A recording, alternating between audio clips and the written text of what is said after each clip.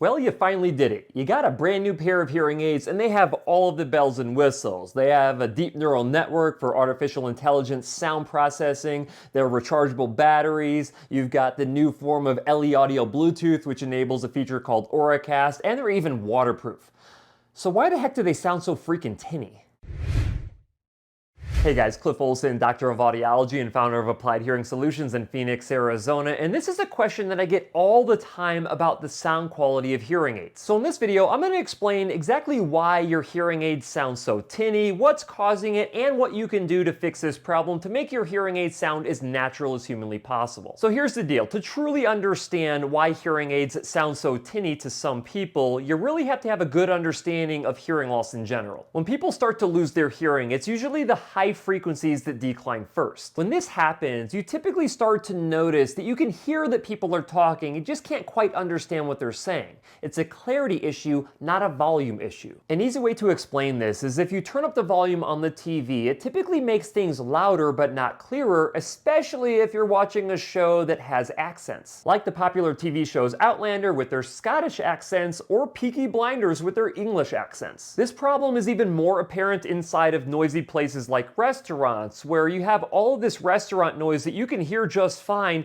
but you have trouble understanding the person who's right across the table from you. This loss of high frequency hearing is caused by the deterioration of hair cells inside of your cochlea, which is your hearing organ. Let me give you a really quick anatomy and physiology lesson as to how this works. When sound enters your ear, it travels down the ear canal and vibrates your eardrum. Those vibrations are then passed through three tiny bones in your middle ear space called the malleus, the incus, and the stapes, and transfer that vibration of sound into the cochlea. Your cochlea is tonotopically organized, which means that different regions inside of the cochlea respond to different sounds, but these high frequency sounds up to 20,000 hertz are at the base of the cochlea, which is right where the sound enters. If we take a look inside of the cochlea, we will see that you have different hair cells, and the hair cells that I'm specifically talking about here are the outer hair cells. Their job is to amplify those tiny vibrations of sound so they're strong enough to activate the inner hair cells, which then send signals up the auditory nerve to the brain so you can hear. But as these high frequency outer hair cells become damaged, they can no longer provide this natural amplification effect. Without enough vibration, many of those high frequency speech sounds never activate the inner hair cells, so speech information never reaches your brain. So what speech information is actually missing when you have a high frequency hearing loss? For this, let's briefly look at an audiogram. For this typical high frequency hearing loss, any of the speech information that is above the X's and the O's in the shaded gray region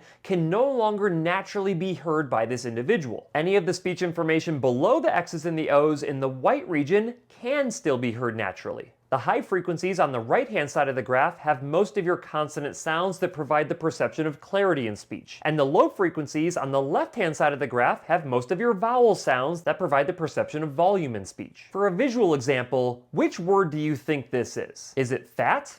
Is it sat?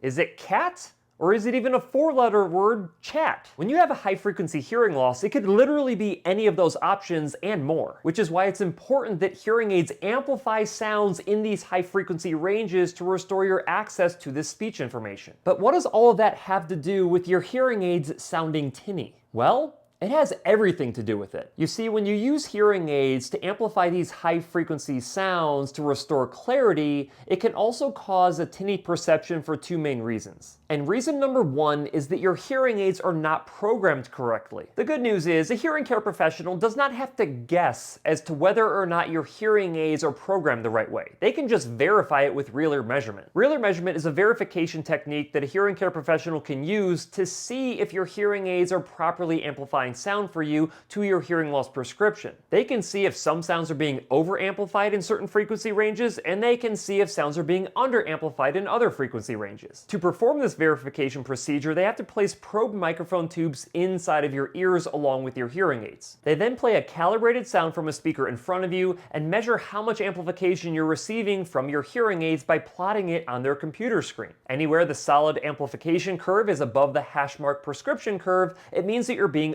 over-amplified. And anywhere the solid curve is below the hash mark curve, it means that you're being under-amplified. Now let's get to the tinny perception. If you have a tinny perception of sound, chances are that you're being over-amplified in your ear resonance range. You see, when sound enters your ears, it receives a natural boost in amplification around 2700 Hz. On average, this natural amplification effect adds up to 17 decibels to an incoming sound. And I don't want to spend too much time explaining what decibels are, that's definitely a topic for another video, but 17 decibels is a lot. And if this is unaccounted for when it comes to programming the amplification levels of your hearing aids, you're going to be significantly over-amplified between 2000 and 4000 Hz on average. But the only way to even know this is if you measure it with real ear measurement. This is what an unaccounted for resonance peak looks like that causes a significant increase in the tinniness perception of sound. You see this bump right here, where it peaks above the hash mark curve? This is a resonance peak. And for this individual, it would make their hearing aids sound incredibly tinny. But once corrected for, it should look more like this. This would likely take away all of that tinny perception of sound while still keeping speech clear. Without real ear measurement, neither you or your hearing care professional has any clue as to whether or not you're being over-amplified in this range. And it essentially turns your hearing aid programming session into a guessing game where they're having to use trial and error to try to figure out which frequency ranges are being over-amplified for you.